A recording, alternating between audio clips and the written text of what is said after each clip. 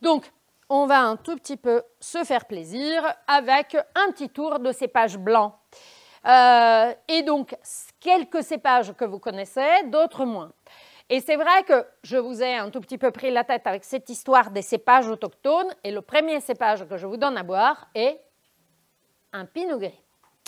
Ben oui, c'est exactement lui. Et c'est un cépage français. Tadam! Et alors vous dites, bah ouais, ça vaut rien, on s'en va. Bon, super. Pourquoi j'ai choisi le Pinot Grigio comme premier cépage? Je l'ai choisi pour deux raisons majeures. La première, c'est que c'est un épiphénomène italien en ce moment. Ça signifie que dans tous les pays dans lesquels vous voyagez, il existe une bouteille de Pinot Grigio made in Italy, bu en ce moment précis. D'accord? Et parce qu'on a fait du Pinot Grigio quelque chose qui est typiquement italien, avec une interprétation du cépage, que pour étant exactement le même cultivé en France, eh bien, devient une écriture complètement italienne. Et donc, c'est un vrai phénomène italien. Tant que l'orthographe aujourd'hui, Pinot Grigio, Pinot Gris, est utilisé par d'autres pays qui ne parlent ni italien ni français pour indiquer le modèle sur lequel on cultive et on vinifie le cépage. Donc, pour ayant le Pinot Grigio autant que héritage de France, eh bien, le modèle italien est un modèle tout à fait particulier qui, disons, revient à l'Italie avec grande force. Et donc, c'est par là qu'on va commencer. On y va? Hop. Toc. Mais c'est moi. Hop. Lop. Tac. Bon, le Pinot Grigio, donc le Pinot Gris, autant que cépage, vous le connaissez bien. En France, il n'est pas largement planté, quoique il fait coucou ici et là sans véritablement qu'on s'en rende compte. Mais en Italie, il est devenu un vrai phénomène de masse. C'est un vrai épiphénomène. D'ailleurs, vous le regardez bien dans la coloration de la carte. Donc, cette carte vous donne les appellations d'origine, donc 3 régions, Trentin-Haute Adige, Vénétie, Frioul, dans lequel le Pinot Grigio, Pinot Gris, est présent depuis, depuis longtemps. Je dirais que le Pinot Gris est arrivé en Italie, on pense qu'il soit arrivé, il considère plus ou moins qu'il soit arrivé à la moitié du 19e siècle. Les traces sur donc, cette importation pêle-mêle du cépage viennent à peu près de là. Sur donc, les régions nord, donc, il y a une présence attitrée, mais le boom de ce cépage a à peu près 10 ans. Quelle est donc la grande différence par rapport à l'interprétation française? Malgré le fait qu'on le choisisse et on le plante sous des régions septentrionales, la plupart des Pinot Grigio italiens sont définitivement des vins secs, sont définitivement des vins légers, dans le sens de la vinification. Ça, c'est l'épiphénomène sur lesquels on travaille plutôt en petite maturité qu'en maturité totalement révolue. Ça, c'est notre modèle. En revanche, j'ai choisi un Pinot Grigio, pas forcément ultra-moderne, puisque nous sommes en Haute Adige. Donc, nous sommes sur l'une de ces régions historiques sur lesquelles le Pinot Gris a atterri et que, pour moi et dans ma tête, évoque des vins de qualité. Voilà. Donc, c'est les appellations d'origine contrôlée préexistantes au boom du Pinot Gris qui peut être produit, comme vous voyez bien, partout en Italie. Ça veut dire que, bien fâché, vous pourriez trouver des bouteilles de Pinot Grigio provenantes de Sicile, qui n'est pas forcément son climat idéal. Mais voilà, l'historique est vraiment sur ces 3 petites régions. Aujourd'hui, pour le reste, Voilà, on n'est pas à l'abri d'une terre sicilienne et Pinot Grigio, hein, sans problème. Donc tout ce qui est jaune clair, c'est l'autorisation à l'exploitation du cépage, très souvent en IGP. Tout ce qui est jaune foncé, c'est les appellations d'origine contrôlée, et là où elles se concentrent, juste pour lire mieux la carte. Bon. OK.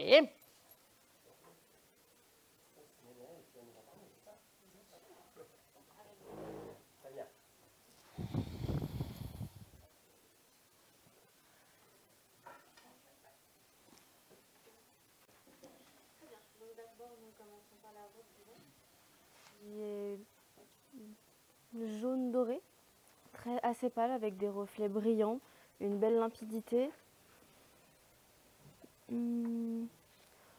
Peu de larmes, enfin quelques larmes éparses, quelques-unes. Ensuite je vais passer au nez.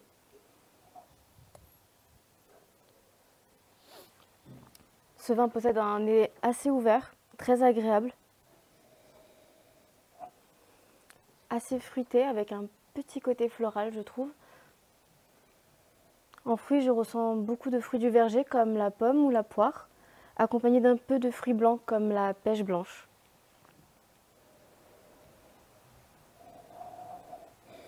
Une très belle intensité. Je vais passer maintenant à la bouche.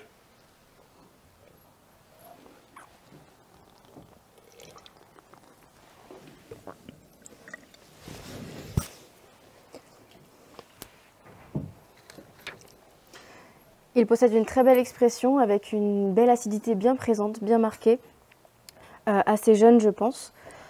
On ressent toujours ce petit côté fruité, vraiment pêche blanche, avec un petit côté liquoreux qui rappelle peut-être du melon blanc. Petit côté floral comme je disais, avec de la fleur blanche, comme peut-être de l'acacia, en tout cas ce que je ressens. Très belle longueur en bouche, je le sens encore d'ailleurs. Je l'accompagnerai, enfin je le servirai entre 8 et 10 degrés à peu près, avec une belle fraîcheur pour faire exprimer ses arômes. En tant qu'accord mets et vin, je le verrai très bien accompagné d'un plateau de fruits de mer, ou alors un accord avec une viande blanche, avec une petite crème, une sauce blanche, comment on pourrait dire, une sauce aux champignons très légère, et quelques pâtes. Comment on dit déjà? Pâte italienne. Je n'ai plus de nom en tête, excusez-moi. Un accord très simple pour un vin jeune qui peut encore être dégusté dans 2-3 ans. Ah ben ça c'est sûr, je suis bien d'accord. Deux choses sont très intéressantes de votre dégustation. La notation de l'acidité. Donc vous connaissez le Pinot Gris, vous savez très très bien qu'il n'est pas un grand champion d'acidité. Bon, c'est pas un Riesling. Mais ici, l'acidité est maintenue par ces vendanges sur une maturité moins importante que plus importante. Donc, on ne complète pas le cycle du Pinot Gris, chose qui en fait un cépage qui peut devenir bleu. C'est pour ça que j'ai choisi quand même des photos un peu excessives. On ne le récolte jamais à ce stade-là. Hein. On est bien plus léger que ça. Mais qui donne donc ces notions un tout petit peu de fruité, de gourmand, et qui maintient donc une acidité assez élevée. On a une consistance en termes de degré d'alcool, puisque oui, on trouvera des vins à 11,5, mais de tendance, on aura des degrés d'alcool plutôt vers les 13, lorsque vous voulez de la concentration. Et de la concentration qui se manifeste dans l'intensité, la persistance que vous avez aussi bien noté. Donc ça, je suis tout à fait d'accord. Le point peut-être sur lequel j'aimerais revenir, c'est peut-être cette idée de produits de la forêt, donc champignons, etc., etc. Je trouve que c'est plutôt un vin estival que non un vin automnal. Je serais restée plus sur des choses plus herbes, plus printaniers, voire même un peu d'été, plutôt qu'automnal, pour lesquels je vois mieux des vins qui viendront par la suite. Vous me direz si vous changez d'avis ou pas, parce que voilà, en mai, fais ce qu'il te plaît, généralement. Mais techniquement, je serais partie plus sur des envolées, plus voilà, printanières et d'été. Mais l'idée d'aller vers la viande blanche me plaît particulièrement. Mais j'aurais vu, par exemple, très bêtement, un jambon persillé sur un vin comme ça. Un truc un peu plus flash, dans le sens de la saison, en vérité. Donc, c'est un peu ça. Vinifié de façon assez simple, et c'est la plupart des vins de Pinot Grigio, quoique quelques exemples en fermentation et élevage en fût de chêne, je pense, résistent. Surtout dans le Frioul Vénétie julienne, qu'on verra être terre de vin blanc assez expressif et de coffre beaucoup plus important. Pour ce qui concerne l'Autadije, sa situation complètement d'altitude, donc de montagne, sont des vallées enclavées, comme vous voyez. On est vraiment déjà dans les montagnes, on fait du ski, hein, c'est déjà bien. Donc les vignobles se situent sur les coteaux de ces vallées, de façon à recevoir le maximum d'ensoleillement, se spécialisent dans les vins fortement aromatiques. Grosse différence entre température diurne et température nocturne, qui augmente le profil aromatique des vins et qui va donc plutôt souligner le contexte primaire des vins plutôt que des situations plus complexes. Donc des beaux profils assez expressifs, assez impactants, donc, qui viennent donc, de cette situation qui a une origine bien évidemment liée à celle des Alpes. On est absolument dans la situation vallonnée des Alpes, donc soit d'origine morainique, les glaciers qui transportent donc les sédiments en descendant, soit typiquement tout ce qui est calcaire, puisque nous sommes sur les calcaires dolomitiques, donc ça c'est à peu près la situation. Les vallées sont assez enclavées, lumineuses, nous sommes donc dans des situations sur lesquelles on n'a pas véritablement, comme je disais, d'influence maritime. Le fait d'être un Autadije me permet aussi de souligner une autre petite chose qui est intéressante, qui est la présence de caves coopératives d'un type assez particulier, surtout en Autadije. Généralement, lorsqu'on vous dit vin de cave coopérative, on tord un tout petit peu le nez. Hein? En France, c'est un peu ça. Hein? Ça vient de où? Cave coopérative. Laquelle? Hein, on se demande tout de suite et on tire les rênes en barque. Ce n'est pas le cas de l'Autadije. L'Autadije a surtout fédéré des vignerons qui voulaient échapper aux plus grosses coopératives plus au sud, disons, pour bien sûr fédérer une possibilité d'acquisition de structures, de vinification et de moyens de vinification et cultivation à pouvoir partager. C'est donc plus un ensemble de vignerons, de coopération entre vignerons que non une vraie cave coopérative. Et c'est pour ça que sur l'Autadije, pas mal de vins, même de grande qualité, viennent de ce qu'on pourrait éventuellement appeler une cave coopérative, sur laquelle, en revanche, le niveau qualitatif des vins produits est vraiment très élevé. Il y en a en France aussi, hein, de caves coopératives qui font hyper bien leur boulot. Mais c'est le cas quasi systématique de l'Autadije, où le nombre de confériteurs paraît être important, comme en ce cas, on est arrivé à peu près à 300 confériteurs, mais en vérité, le nombre d'hectares exploités est assez ridicule par rapport au nombre d'adhérents à la coopérative, puisque chaque petite famille a son lopin, et donc ce lopin finit dans la coopérative, puisqu'autrement, gérer un si petit vignoble ne serait pas économiquement valable. Donc ça, c'est la situation. Et c'est donc la situation du territoire de l'Autadije. Et pour les Pinot Grigio, mais aussi pour d'autres cépages qui sont emblématiques donc, de la région. Voici à quoi rassemblent les vignobles. C'est des vignobles assez intéressants. Et vous voyez bien cette situation enclavée, donc ces coteaux, souvent entouré par les montagnes et des montagnes bien plus hautes, avec cet aspect blanc du calcaire dolomitique. Une autre version un peu plus différente, plus souple, mais toujours avec des hautes cimes derrière. Et voici notre Pinot Gris dans toute sa beauté. Est-ce qu'il y a des choses à rajouter concernant la dégustation? Des accords mévins?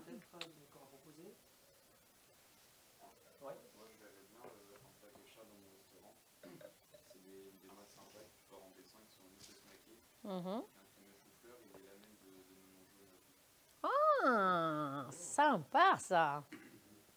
Avec des lamelles de melon jaune confit. Ah, ça me plairait ça. Si. Ben oui, on va chercher synergie avec donc quelque chose. C'est vrai, on pourrait avoir un peu peur des sucres naturels du fruit, mais vraiment le melon n'est pas non plus l'un des plus... on attendra la saison pour venir se régaler. C'est super. Ok, et on change de région en partant au Frioul. Voilà, hop. Donc on s'est déplacé, mais pas énormément. Hop.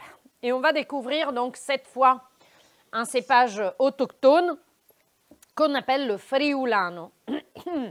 Bon, on l'appelle Friulano depuis peu, hein. Dans ma vie. Ça rajeunit pas, je suis bien d'accord, mais je l'ai appelé Tokai. Okay? Donc, Tokai a fait les frais de cette fameuse longue diatribe avec l'Hongrie sur laquelle on a entamé le discours de la protection de l'origine géographique. Bon, Champagne ayant fait, bien sûr, cas. Tokai s'est engouffré dans cette brèche de façon à dire, attention, il faut défendre les origines géographiques. Toute exploitation du nom qui puisse porter à confusion doit être supprimée. Et ça a été le cas. Avec donc des fortunes plus ou moins appliquées. La première a été celle donc, du Pinot Gris, que pendant longtemps a été appelé Tokai en Alsace. Bon, vous probablement, vous n'étiez même pas nés. Et que donc pendant une période s'appelait Tokai-Pinot Gris, et que donc petit à petit a porté à la suppression de Tokai, avec donc une acquisition du Pinot Gris, clair, net et sans trop de froissement.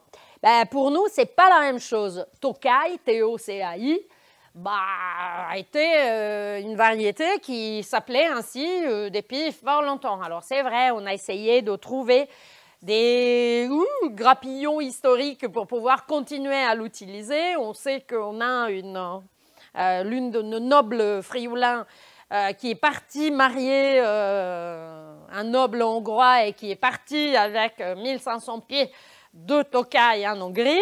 Mais bon, à part le fait tout à fait sympathique en termes d'histoire, il n'y a pas eu réellement de connexion et Tokai, la région viticole, existe et elle est prouvée depuis bien fort longtemps par rapport à notre cépage. Donc on a dû baisser les chines et lui changer de nom.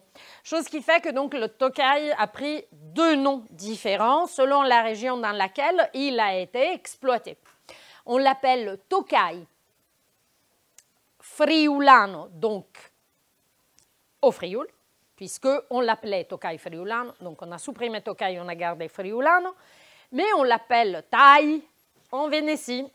Alors je lis quelques articles aujourd'hui en disant « Cette nouvelle merveilleuse variété autochtone, le Thai ». Elle n'est pas très nouvelle, la variété. Le nom peut-être, mais la variété n'est pas du tout nouvelle. Et les études génétiques actuelles montrent une forte vraisemblance avec ce qu'en France on appelle le Sauvignonas. Ou la Sauvignonas.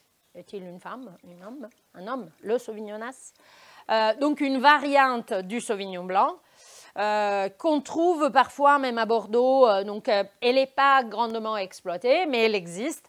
Donc a priori, l'arbre généalogique relierait donc le Friulano à cette grande famille qui est celle des Sauvignons dans tout leur genre, plus ou moins. Bon, on en est arrivé là. Il est en revanche en Frioul et en Vénétie depuis extrêmement longtemps. Donc, tant que je l'attribue à part entière à l'Italie. Donc, à l'Italie et à l'Italie nord-est, puisqu'il ne va pas très loin. Hein. Il est autorisé un peu ici, un peu là-bas, mais en vérité, les vraies expressions, vous les trouverez en Frioul, Vénétie julienne, et sur des appellations comme Collio et Colli Orientali del Friuli, qui sont donc cette série de collines qui vont clôturer, mais gentiment, les Alpes juliennes, qui donc terminent comme une sorte de barrière et qui sépare naturellement l'Italie de la Slovénie voisine.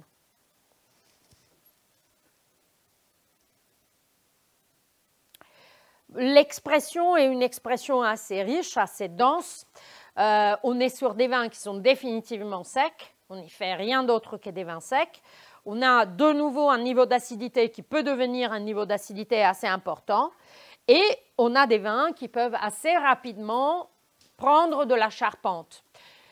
On en a eu des cas élevés en fût de chêne, mais très souvent, un peu à l'alsacienne, sur des tonneaux d'un certain calibre. Donc assez rarement sur des écritures boisées trop marquées. Cette période est définitivement révolue.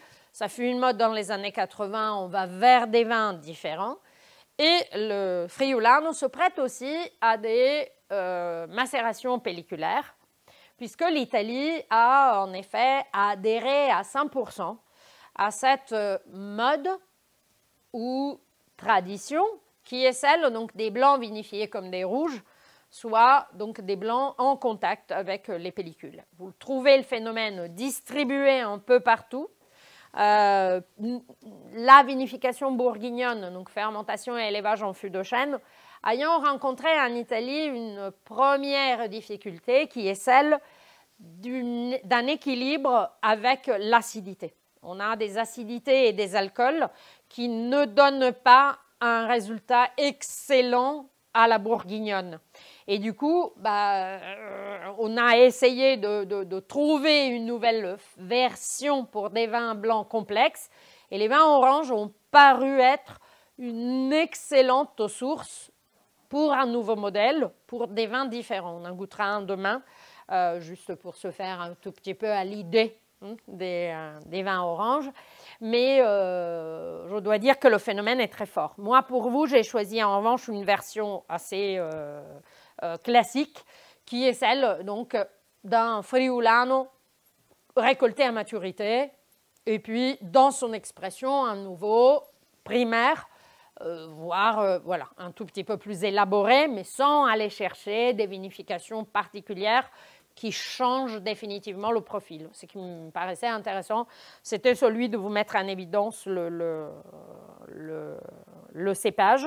C'est un vigneron assez intéressant, je vous montrerai les photos, qui a décidé d'intervenir très peu sur la cultivation. Par exemple, il ne rogne plus. Donc, le Tokai, qui est donc le Friulano, qui est un cépage assez vigoureux, la plupart des cépages qui viennent de loin ont quand même une vigueur qui font légèrement dompter, a donc ces vignes qui partent un peu en tous les sens avec cette chevelure tout à fait en bataille, qui est celle donc de vignes qui ne sont pas rognées, un peu pour laisser le volume des végétales, calmer aussi la vigueur de production. C'est un peu une façon que le vigneron a trouvé. Il a reçu ces vignes en héritage. Donc, c'est des vignes qui, pour certaines, ont été plantées dans les années 20 et dans les années 30, qui commencent à être donc aujourd'hui gentiment vénérables. Et je vous montrerai les photos. Donc, issus de vieilles vignes. On y va? Parfait. Marie, alors.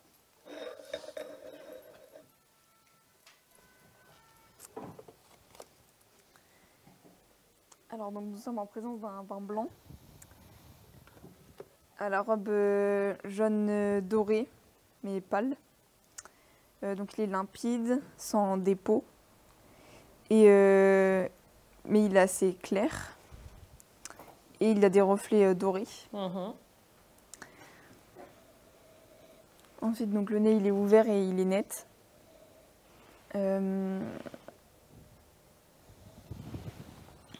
Et j'ai des arômes donc de fruits, donc comme la pomme et la poire, mais également d'agrumes comme le citron ou le pamplemousse ici un petit peu. Et des notes légères d'amandes, d'amandes fraîches. On dit que l'amande est l'un de ces traits distinctifs en termes de nez. Et donc au deuxième nez, les arômes se confirment. Surtout les arômes de pommes vertes, plutôt. Pommes vertes et un petit peu pommes jaunes. On va passer à la bouche.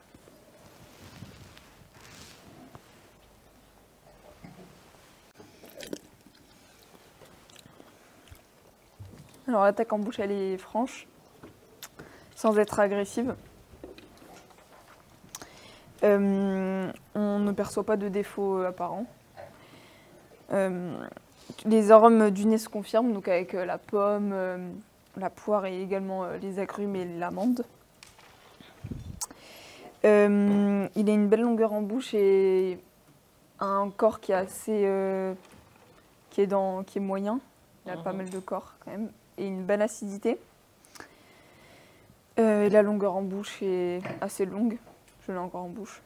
Et l'alcool, on le ressent un petit peu. Il est dans un degré d'alcool assez moyen, pour un vin blanc. Et la garde, je dirais que c'est une garde d'environ 5-10 ans, environ, parce qu'il a une belle acidité. Mais au-delà de 10 ans, je pense que l'acidité ne sera pas assez forte. Et donc ensuite, pour un accord, je mettrai un carpaccio de Saint-Jacques avec des agrumes, donc qui a été mariné à l'huile d'olive aux agrumes. Et on peut rajouter quelques petites amandes fraîches pour rappeler le côté amande du vin. Ça me va très bien. Effectivement, une première petite chose, je ne sais pas si vous commencez à le noter, mais on a un petit penchant vers les finales amères. Et ça, c'est une signature définitivement italienne. Okay. La balance acidité-alcool, parfois, n'est pas atteinte de façon complète. Les Italiens poussent donc vers une balance qui soit acidité et amère versus alcool, de façon à créer cet équilibre. Il y en a ceux qui sont spécialistes de l'oxydation contrôlée. Nous sommes les spécialistes de l'amertume contrôlée, surtout de l'amertume noble. Donc, la signature de nombreux cépages autochtones italiens va vers des finales en clôture amère qui sont typiques donc, de l'Italie. Typiques puisque assez intéressantes gastronomiquement parlant, gustativement parlant, pour clore une balance accords mais vins, par exemple, sur des notes qui soient des notes un peu douces. Alors, je ne rentre pas sur les sucres, hein, mais par exemple, l'accord classique d'un vin comme ça, traditionnellement et historiquement, c'est le poisson frit, hein, c'est les fritures. Les petits poissons jetés dans l'huile qu'on sort et qu'on met dans le carton et que vous mangez comme ça à le style fish and chips, c'est le grand classique. Et donc, dès que vous faites de la tempura, dès que vous faites des travails en appareil qu'après vous allez jeter dans l'huile, eh bien, ces amertumes fonctionnent très, très bien sur les retours sucrés de ce type de plat extrêmement onctueux et gras. Et ces deux fonctionnent vraiment en couplette, vraiment très, très bien. Est-ce qu'il y a d'autres propositions d'accords? Moi, j'ai juste quelque chose à rajouter sur la dégustation, c'est qu'on sent un peu de bois.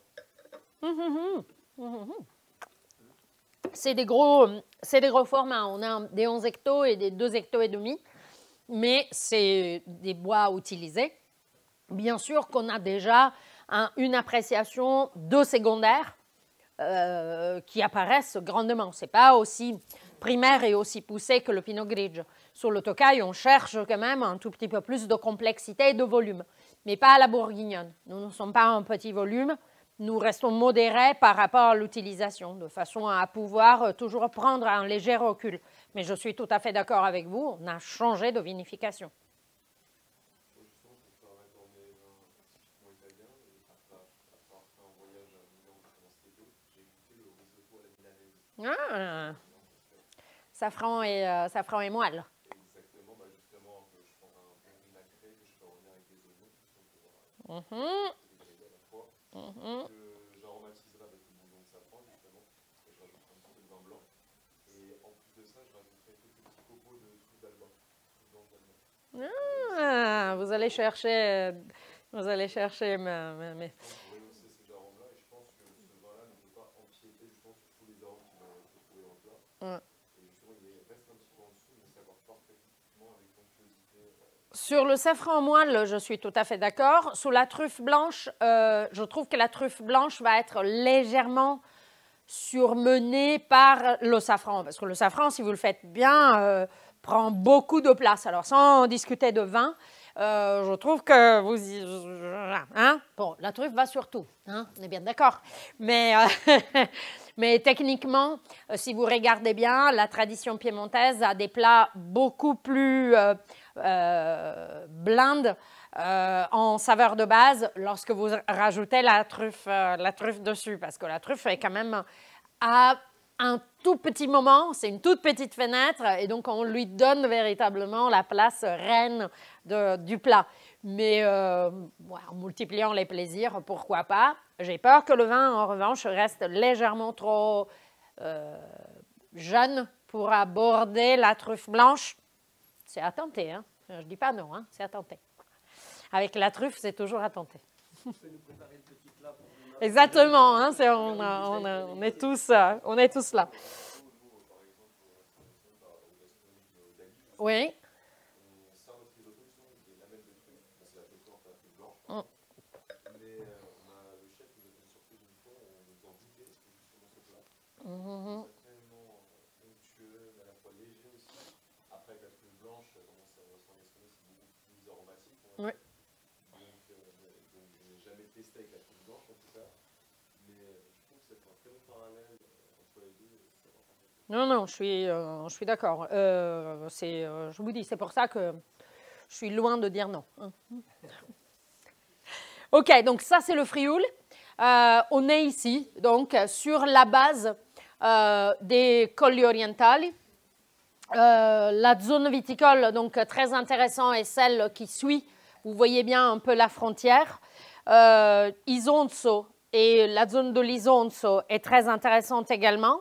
La partie, en revanche, plus à ouest, est une partie plate, souvent très alluviale, très sédimentaire, mais aussi sablonneuse, avec pas mal de limon, et qui est le réservoir de la production plus large gamme, moins pointue, mais intéressante, mais plus de volume que de vraiment produits spécifiques et hautement qualitatifs. Chose qui fait que techniquement, si vous cherchez des produits vraiment assez précis dans leur expression territoriale, vous restez sur la partie colline.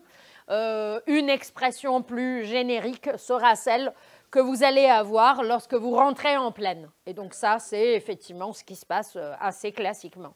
Région à blanc, donc la grande majorité des vins est blanche, et quelques rouges, de cépages autochtones, mais aussi de Cabernet Franc, par exemple, et de Merlot, qui historiquement a trouvé quelques zones sur lesquelles il est vinifié, a pris la place de cépages autochtones un tout petit peu plus speed, comme le Terrano, si vous n'avez jamais entendu parler des variétés autochtones récupérées et en récupération, comme le Schioppettino, comme le Tazeleng. Donc la région présente malgré tout toutes ces petites nuances. Voici donc Vigna et d'Aduline, donc avec son parti pris. Voici les vignes et voici le vigneron. Donc, vous voyez bien que rien n'est... Hein, c'est contre l'épilation complète des vignes et contre la coupe des cheveux totale. Donc voilà, ça c'est les vignes. Donc ça c'est sa façon de... Les terres sont assez riches, on est quand même sur des sols d'argile et donc l'argile signifie aussi puissance et vigueur. Hein. L'argile a effectivement un pouvoir et de rétention d'eau et de rétention de minéraux, mais aussi parfois une source abondante de nutriments, chose qui fait que, bah oui, les vignes, s'il y en a, se lâchent. Et donc réduire leur vigueur par cette folie végétative tiennent tête donc à l'expression donc du cépage en lui-même. Donc voilà, ça c'est les vignes en général et ça c'est le Tokai. Friulano, Ops, qui peut devenir donc assez jaune, des belles baies, parfois un peu maculées quand elles sont totalement à maturité, avec donc ces petites taches de rousseur qui sont reconnaissables sur la grappe. C'est une grappe qui peut être assez importante en termes de quantité et de poids. Et on passe à la Garganega. On se déplace en Vénétie. Alors pour la Garganega, en effet, ce qui me plaît toujours comme exemple, c'est d'évoquer le chenin. Alors, pas parce qu'ils ont des choses en commun, pas du tout. Sur la Garganega, on n'a pas trouvé ni de près ni de loin des compagnons. On sait que la Garganega a pris un peu ses bagages et elle est partie en Sicile en devenant il Grecanico Dorato.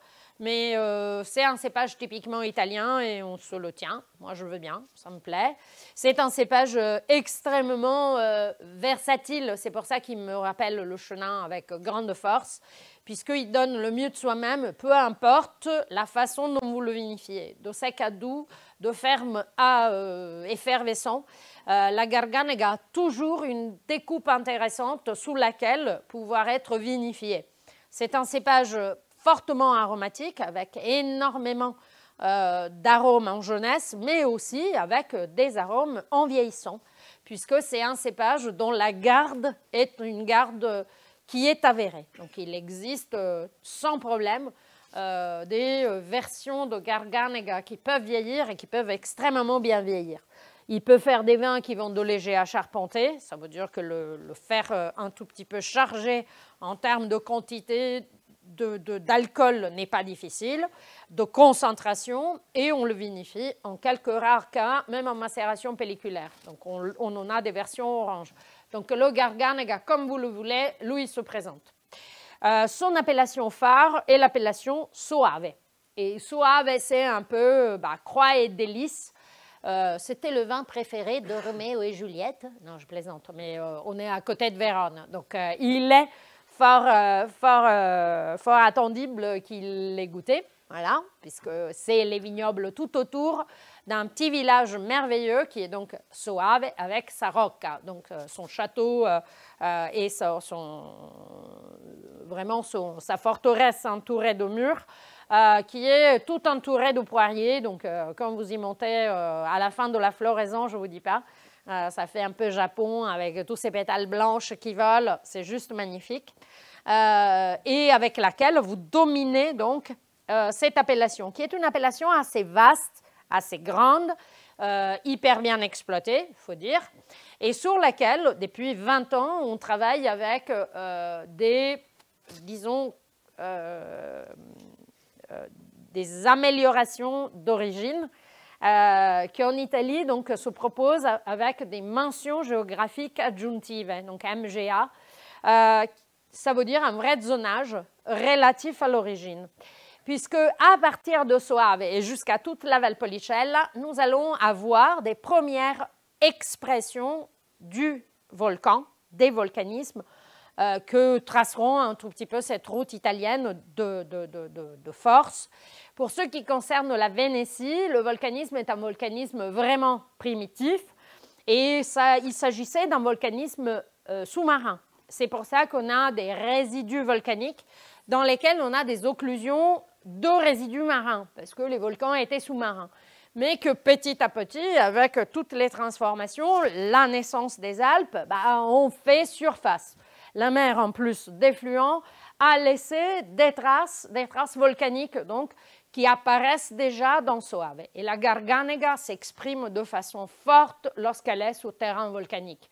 Le terrain volcanique donne salinité, mais donne un côté crissant, donne un côté cristallin, donne plus de rondeur, un côté vraiment sphérique en bouche. Et le zonage a mis en évidence, donc 44, je les appelle crus, mais n'imaginez pas des pyramides qualitatives comme celle française. Les Italiens ne sont pas bons quand ils doivent faire des classements, d'accord? Donc, voilà. Chacun a fait ce qu'il veut. Ce qui est sûr, c'est que donc il y a 44 autres zones bien identifiées qui donnent naissance donc à des nuances d'expression de la Garganega très claires.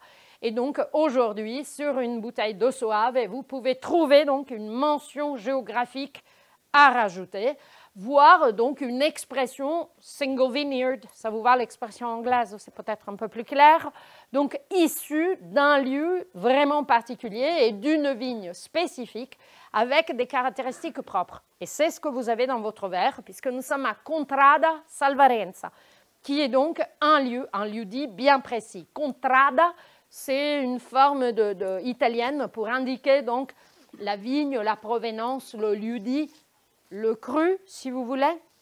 Et Salvarenza, c'est de nouveau un nom qui vient d'une sorte d'histoire rigolote, soi-disant qu'une certaine Renza fut sauvée par un chevalier, voilà, qui sauva sa vertu.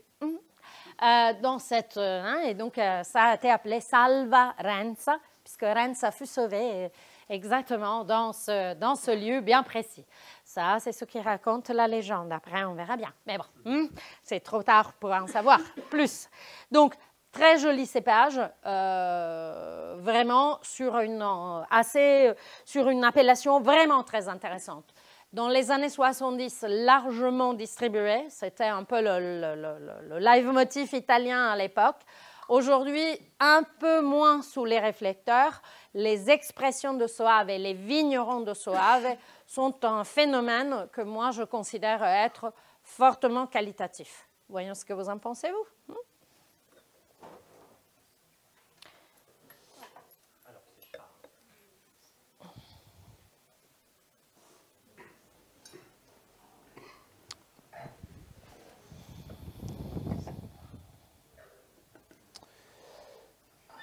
Alors nous sommes en présence d'un vin blanc à la robe or pâle.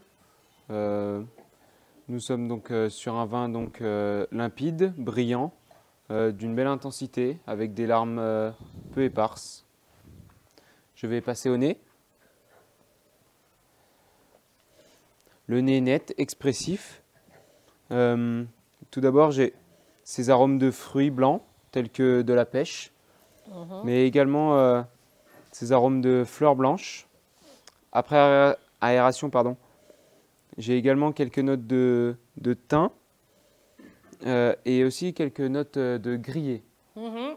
Élevé en fût de chêne. Oui, j'ai vu avec un élevage sur un style français, je vous dirais, même si le contenant reste un contenant...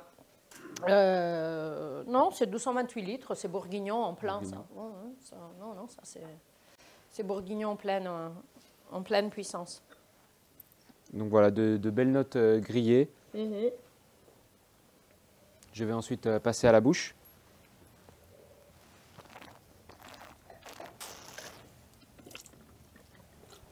Alors l'attaque est souple.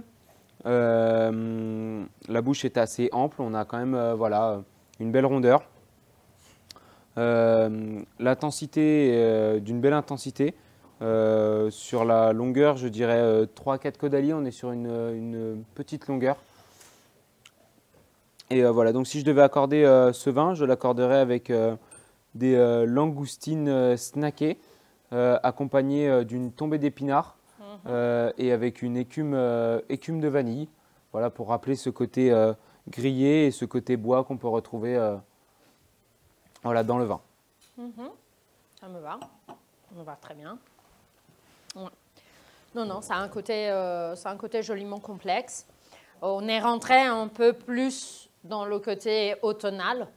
Je reviendrai sur votre plat, hein, voilà, sur lequel, par exemple, ce vin me paraît plus judicieux. Mais c'est juste voilà, c'est ma petite opinion. Hein, mais, voilà. Est-ce qu'il y a d'autres idées d'accord? Moi, je vois bien un œuf cocotte avec poêlée de pleurote et mouton champignon. C'est un côté un peu gourmand, ce vin, un peu un œuf complexe. On fait attention au jaune d'œuf, surtout lorsqu'il est cru, puisqu'il est cru même avec il est cru, avec les vins. Hein, aujourd'hui, je tendrais plus vers des œufs parfaits plutôt que des mollets purs. Pour moi, le jaune d'œuf est l'un des ennemis jurés des vins, en faisant sortir en réaction un côté assez métallique lorsque vous le gardez cru. C'est ça, ça a une réaction assez difficile pour les vins. Alors, dans la vie de tous les jours au restaurant, on peut accepter éventuellement une petite déviation. Lorsque vous faites des événements sur le vin, et les vins sont très importants, les jaunes d'œufs crus, je m'en méfie fortement, moi personnellement. Voilà, j'ai cette petite œil sur la question. En revanche, avec les œufs parfaits, la cuisson lente permet éventuellement de consommer ces substances que dans le jaune d'œuf cru portent atteinte à l'ensemble aromatique du vin. Ça les endurcit, mais vraiment d'une force assez musclée. Mais rien n'empêche que ça me plaît l'idée d'aller sur l'œuf cocotte et d'aller jouer un tout petit peu sur ça.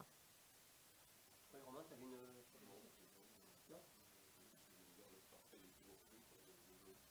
Oui, mais différemment cru.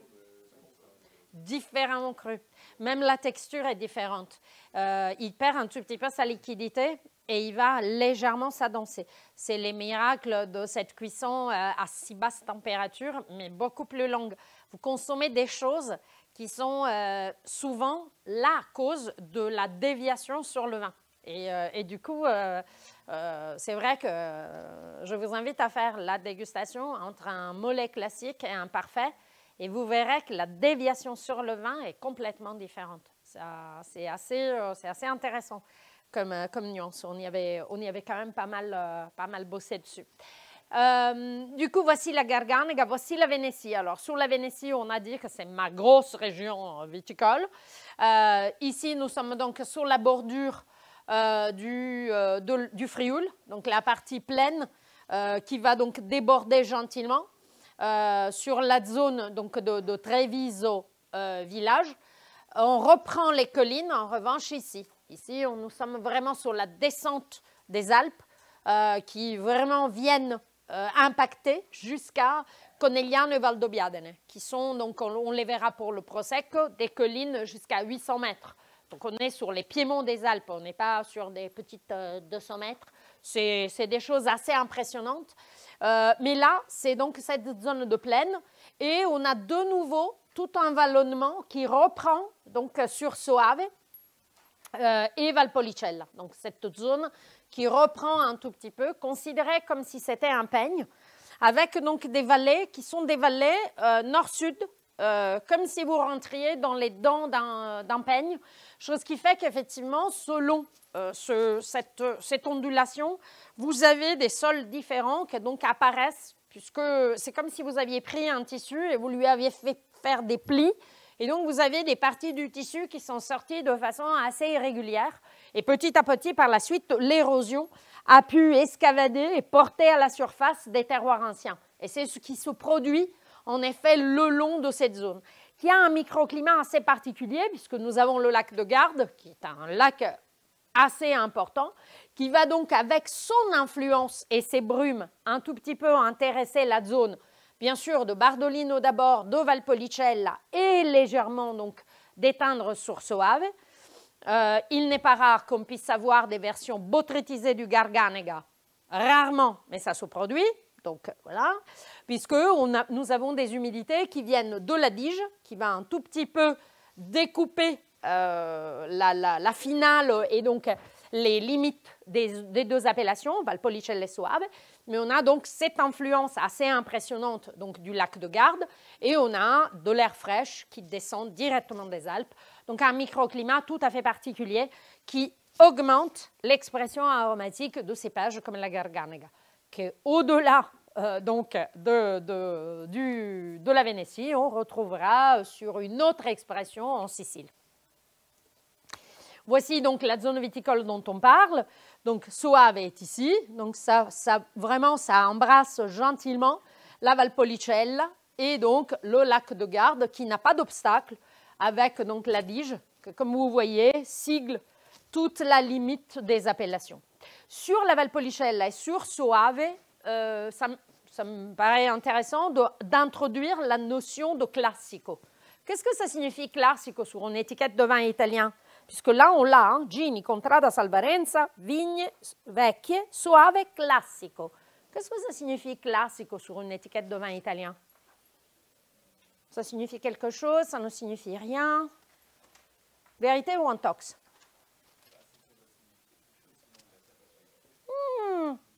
On écrit bien vieille vigne sans qu'il y ait aucune certification. Donc parfois, on a des petites informations un peu intox. Voilà, vérité ou intox?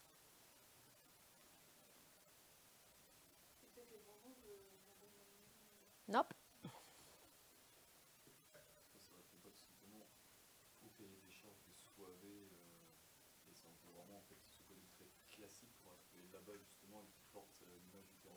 Ok, alors, tiède.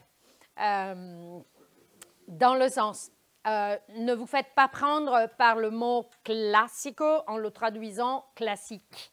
D'accord? Ça veut dire, il n'a rien à voir à l'expression du vin, quoique l'expression du vin est déterminée par son terroir. Donc, c'est pour ça qu'on est à peu près en zone Cesarini, comme on dit chez moi.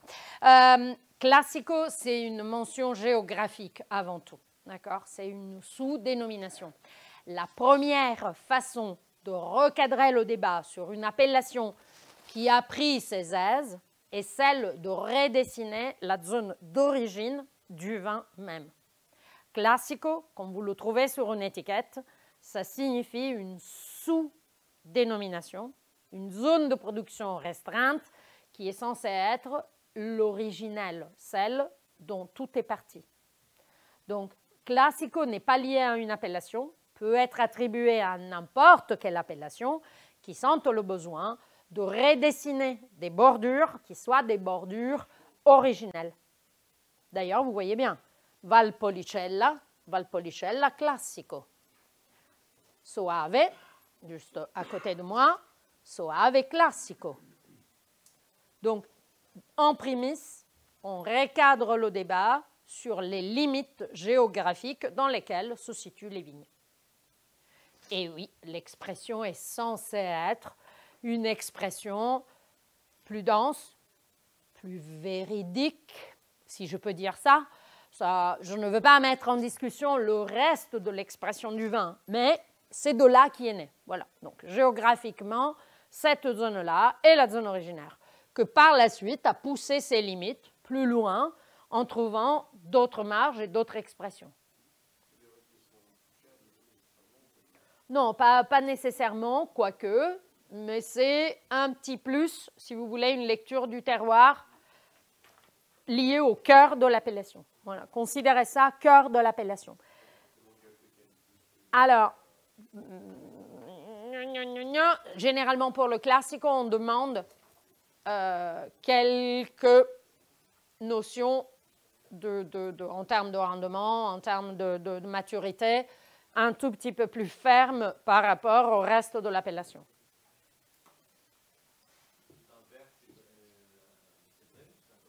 Alors, sous certaines appellations, ça se sent vraiment. Okay?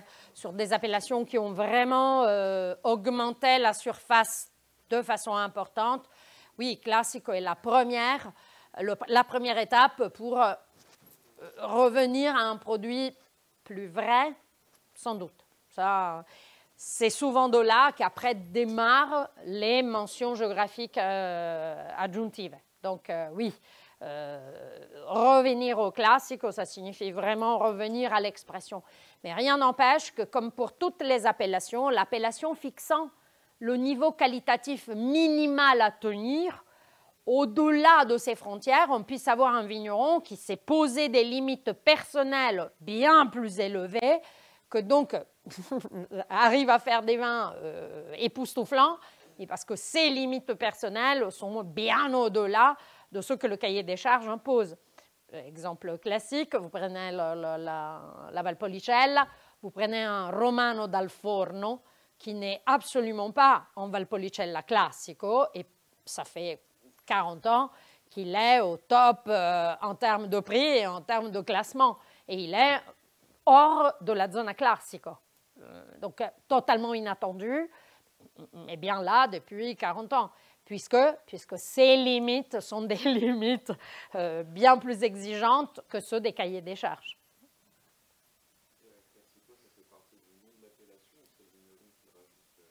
Alors, ça fait partie du cahier des charges. Donc, le cahier des charges implique la sous-dénomination classico.